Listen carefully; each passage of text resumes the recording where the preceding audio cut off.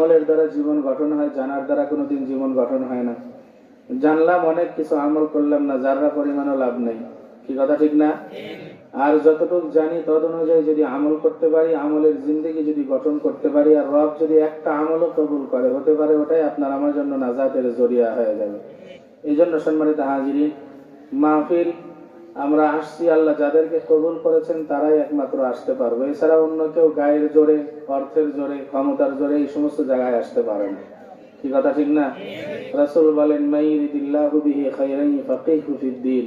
আল্লাহ যাকে ভালোবাসেন, যাকে মুহাব্বত করেন, যাকে মাফ করতে চায়, আল্লাহ তাবারক ওয়া তাআলা একমাত্র তাকেই দ্বীনের সঠিক বুঝ দান করে। বলি সুবহানাল্লাহ। মাফ করনেওয়ালা কে? জোরে বলেন। আপনি আমি মাফ করতে পারি? মাফ করার শক্তি আপনার আমার নাই। দুনিয়ার জিন্দগিতে কত রকমের শত্রুতায় আপনার আমার সঙ্গে এলাকার ভিতরে আছে, দেখলেই মনে হয়ে যায়। মাফ করে দেওয়ার পরেও আবার রাগ হয়। কি কথা ঠিক না?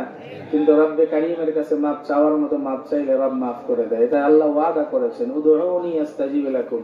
হে বান্দা বান্দি, যা কিছু করো না কেন, আমি আল্লাহর কাছে একটু খালি মাথা নত করে আল্লাহ বলে ডাক দাও, আমি জিন্দেগির গুনাহ মাফ করে দেব। তাহলে সেই রব্বে কারীমের কাছে আপনাকে আমাকে যেতেই হবে। না এমন কেউ আছেন এই এলাকায় যে হুজুর আমি যাব না আল্লাহর কাছে? এমন কেউ বলতে পারি আমরা? কোরআন শরীফে ৬৬৬৬টা আয়াত আছে। একজন মানুষ ৬৬৬৫টা আয়াতকে অস্বীকার করে, কিন্তু একটা আয়াতকে অস্বীকার আজ পর্যন্ত কেউ করে নাই। কুল্লু নাফসিন যায়িকাতুল মাউত। করছে কেউ? জোরে বলেন।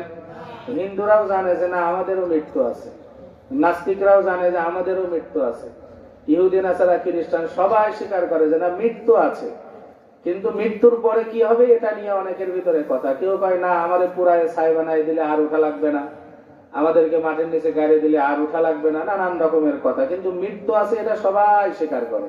কি কথা ঠিক না বাবা? তাহলে মৃত্যু তো আমাদেরও আছে। তাহলে এই মৃত্যুর জন্য সামান আমাদের গোছানো লাগবে কি লাগবে না? জোরে বলেন। এই জন্য আয়াতে কারিমা তেলাওয়াত করেছি, মাশহুর একটি আয়াত। দুইটা আয়াত করেছি, দুইটাই প্রসিদ্ধ আয়াত।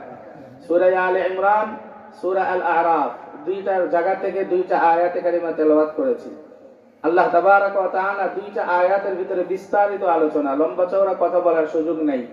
এক একটা শব্দ নিয়ে যদি বিস্তারিত কথা বলতে যাই অনেক সময় লাগবে।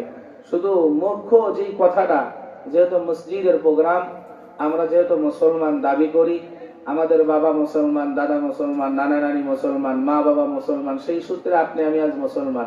এই কারণে মুসলমানের যে একটা